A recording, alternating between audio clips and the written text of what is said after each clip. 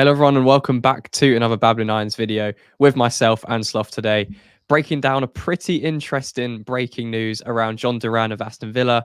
It's now come out that West Ham have already submitted more than one bid for him, and the current last proposal we sent them was around £35 million plus a 10% sell-on fee, and personal terms have already been agreed with Duran on the move. So definitely got legs to this one. It's not just a random rumor that's come out. It looks like we're working hard to get this deal done.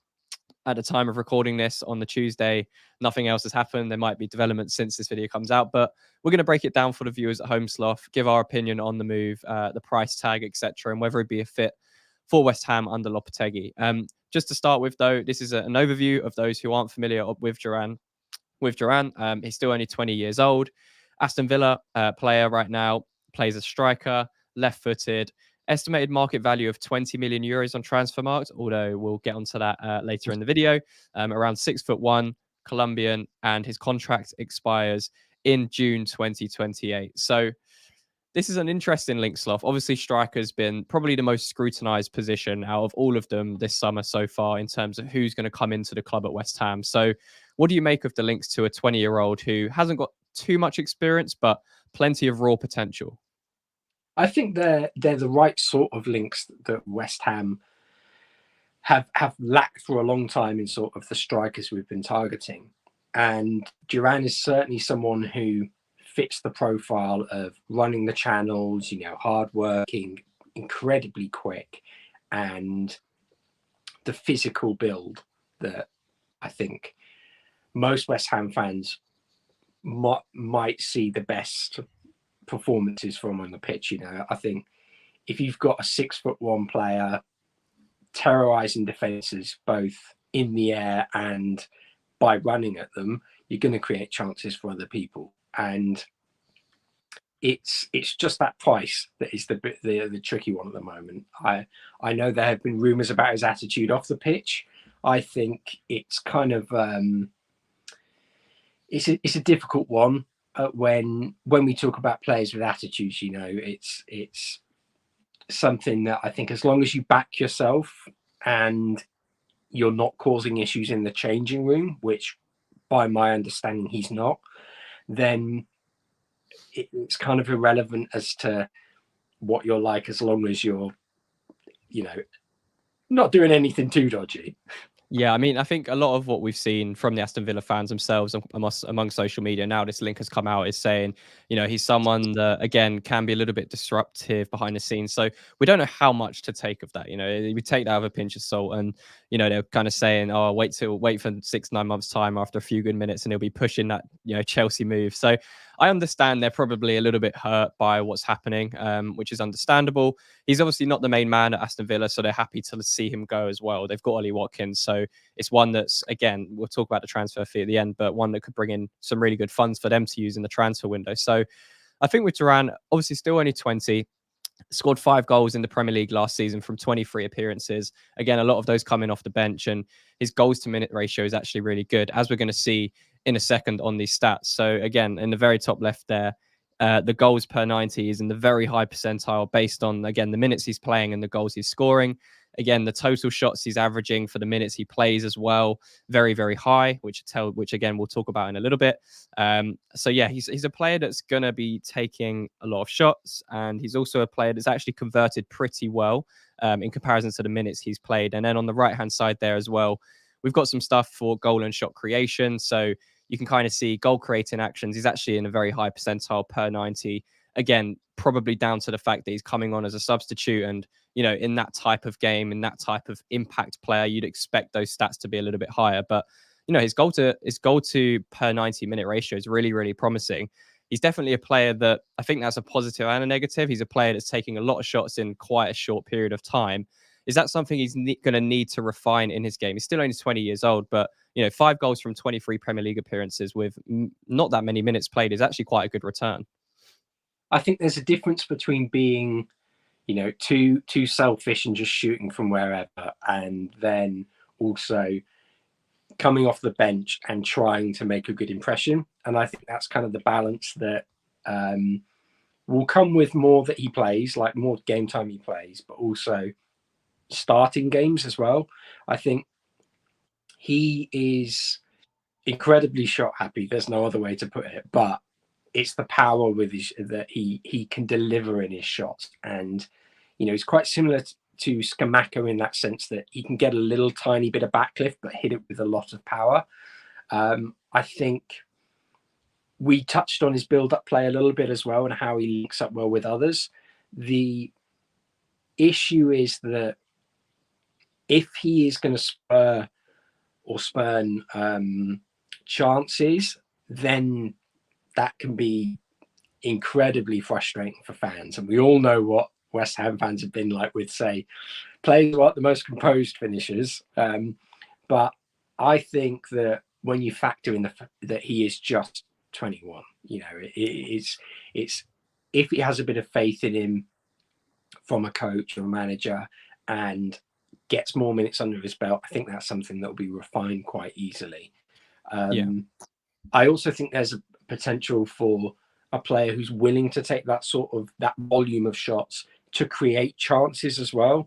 And I know we kind of touched on that, but it's something that won't go down on stats, as an assist, but it's something that can get you goals regardless. We saw it with Spurs away when Ward-Prowse followed up on a shot, and I think it's similar sort of things that can be created out of nothing.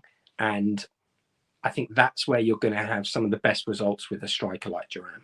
This video is sponsored by Emotive. Emotive provide cutting-edge digital services, solutions, and training to companies and businesses of all sizes. Emotive have worked with some fantastic brands in the past, as you can see behind me, the likes of Apple, Google, Tesco, and of course, Babylon Irons. Emotive offer 4 key services, the first being digital solutions, the second being professional training and coaching, the third being fractional experts, and the fourth being AI readiness. We're going to be working with Emotive on our channel to improve how we showcase the data to you guys in our breakdown videos and data analysis videos. If you want to find out more information about how Emotive can work with you, make sure to scan the QR code now, which will take you to emotivetouch.com, where you can find out more details about the company, and the link will be in the description. A massive thank you to Emotive once again for sponsoring this video, and let's get back to it.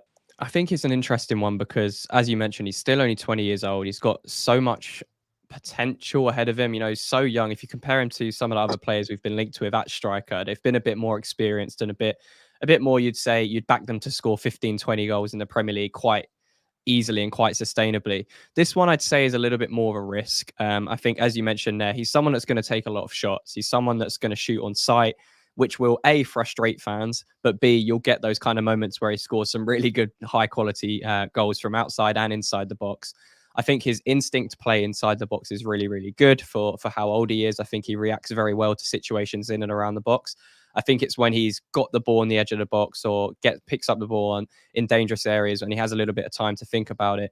His first instinct is, okay, can I shoot here? Can I score? Which absolutely you want in a striker, but there's elements of that game that needs to be refined. And as we look into his kind of passing statistics here, again, you can kind of see he's not someone that's heavily involved in the build-up play, shall we say, of a match, especially for, again, you think about how he's coming on into matches, often off the bench, when Villa are either chasing a game or needing a goal or needing a fresh pair of legs up front, often coming in to play as a 2 with Ollie Watkins as well. So he's someone that's, again, probably being sent off not to be involved in that side of the game. And again, that's not a discredit to how he plays, but it's something he'd have to do a little bit more so at West Ham, especially if he's going to play as that lone striker and be that main focal point going into the new season. I think that's where my reservations are with it. I think as well the price tag, which we'll get onto in a second, but what do you make of Duran's kind of overall play, aside from the kind of final third stuff? Does he have the qualities right now to be that number 9 for West Ham? I think he definitely does. And look, it's not I'm not trying to be disrespectful to Antonio here, but when you look at the goal tally that he has delivered, even in his best seasons, it's still not quite good enough for a team pushing Europe. And I think that's the nicest way to put it. It's good, but it's not great. And I think it was kind of balanced out by the fact that he creates a lot of chances. And I think the positive that Duran brings is he's probably going to get you 15 goals a season if he's starting as that main striker, but he's also probably going to create chances as well because of his size, because of his ability on the ball, his pace and stretching a back line. But those are very much aspects that are still quite unproven, and that will come down to the coaching. That will come down to the training sessions and developing him overall. And I think there's certainly a player there. It's definitely one who suits. For so long, we've kind of said, we don't have a striker who suits our system. Well, this is someone who definitely suits the system that we want to play, but also adds a little bit more. I think an aspect of his game that really hasn't been touched on, and I think could well be utilized with how we play, is his size, his aerial ability. That's a part of his game that we could well see 5 or 6 goals a season coming from, but it needs to be utilized. And if you have the delivery of, say, Emerson or James Ward-Prowse from set pieces, then I think that's going to be utilized a lot more. 100%. And yeah, as you mentioned it, that aerial threat and aerial prowess that he has is one of his strongest traits. I think, as you mentioned there, if he's going to be the focal point for West Ham as a number 9, you're going to have to be able to hold up the ball and get your body in front of the defenders, which I think he is, again, one of his biggest strengths. And number 2 is aerial kind of domination. He wins like over 62% of area duels that he's competing with, which is fantastic for a striker to get that. And he's in the high 99th percentile for that metric. So that kind of gives you an indication as to how solid he is in the air. And, there's obviously fundamentals to his game that need to improve.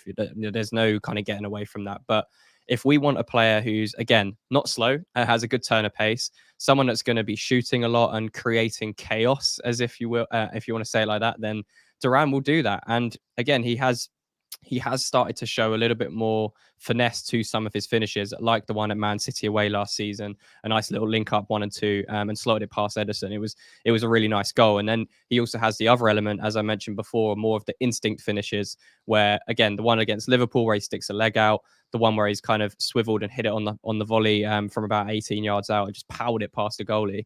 Those are the aspects that aren't coached, really. They're more kind of brought into how he is physically and how he is in terms of his approach to a match. So the last thing we want to kind of touch on, again, we'll breeze past this very quickly because we've kind of spoken about it. But again, the possession stats on the left-hand side, again, he's not someone that's massively involved. And again, not someone that's massively carrying the ball much, but he can do it.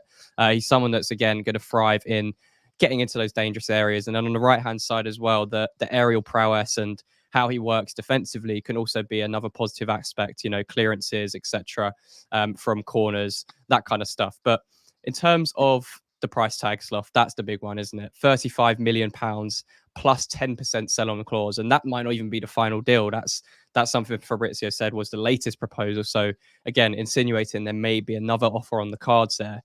Is that too much for Durán, 20 years old, with that much experience to his game?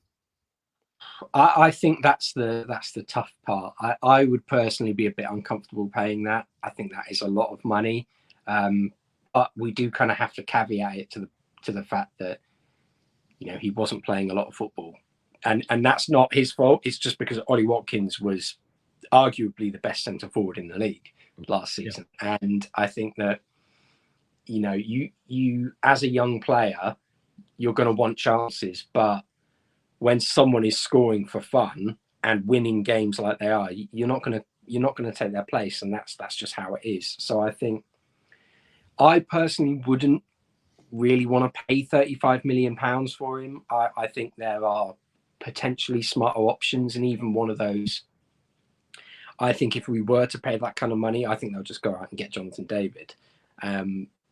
He's probably going to want Champions League football, so Villa can offer him that and the chance to link up with Watkins.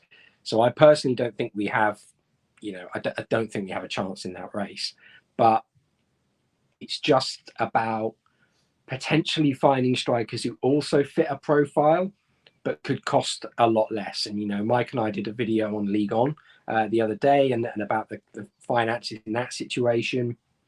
And I think there are players in League On in particular who could offer a bit of an alternative players like Aiko Adams, but also someone like Delinga, who was scoring in the Europa League as well, and could do so for a lot less money. And that's the issue that I have with it. I think he'd be a good signing, but for, you know, £35 million, not a great one. Agreed. I think 35 million is over what I would pay for him right now. I'd pay again the estimated value of a 20 million euros is probably pretty decent. I'd say maybe more towards 20 to 25 million pounds would be a good deal for Duran. But yeah, I wouldn't want to be paying 35 million. I'm surprised that Villa haven't accepted that, to be honest. If that hasn't gone ahead, but yeah.